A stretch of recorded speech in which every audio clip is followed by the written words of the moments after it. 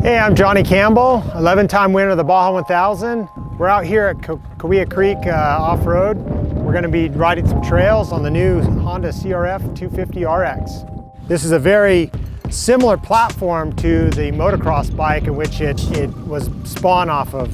The differences between the 250RX and the 250R are specific for off-road racing. So like one thing is the larger tank, the larger fuel capacity for a longer distance of riding trail or racing off-road. The other thing that's really a key difference is we have an 18-inch rear wheel. 18-inch rear wheel for off-road is a performance up because of its compliancy, the traction pad it has on the ground. It just gives the rider an overall better feeling. The suspension and chassis dedicated for off-road is a little bit different than the motocross bike. It shares the exact same Showa componentry, but the spring rate is reduced a little bit. The valving is dedicated for off-road, meaning you can ride really technical rocky trails all the way up to a high-speed square edge type GP course. Another difference in the 250RX is that it comes with a sealed chain, meaning that it has like an O-ring base so that the chain can withstand a lot of different types of terrain you would see in an off-road setting. The other thing with the 250RX is that it shares the same great platform as the 250R in the engine spec. The transmission, the top end, the camshaft, everything is identical to the 250R. The other thing is the chassis is very similar to the 250R in that it shares the same base frame, the same subframe, and swing arm and linkage.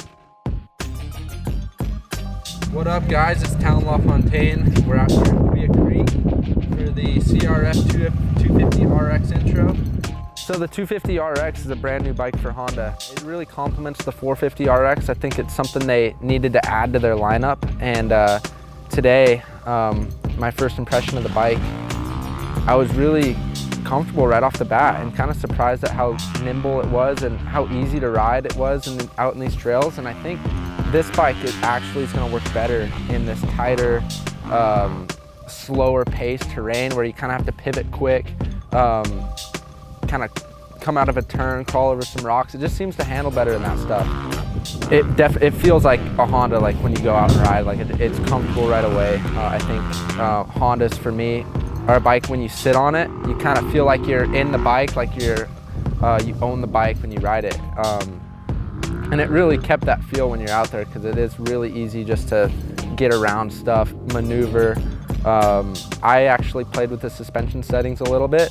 I'm 175 pounds, so I'm kind of on the upper level weight.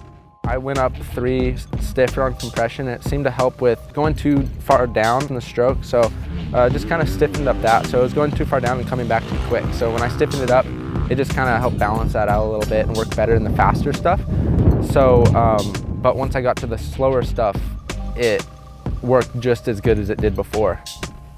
When it's in the lower RPMs, it doesn't feel like it has much bark, but I think that's good because when you're going over rocks and stuff, you don't want to be spinning the tire off, doing stuff like that. But when you get the RPMs higher, it's really responsive and good. So there are a couple tight sections where I was like lowering the RPMs, kind of going over some rocks, and then in the faster high speed, it was awesome. I was kind of surprised at how responsive and how kind of zippy it was. So definitely impressed so far with how this bike handles.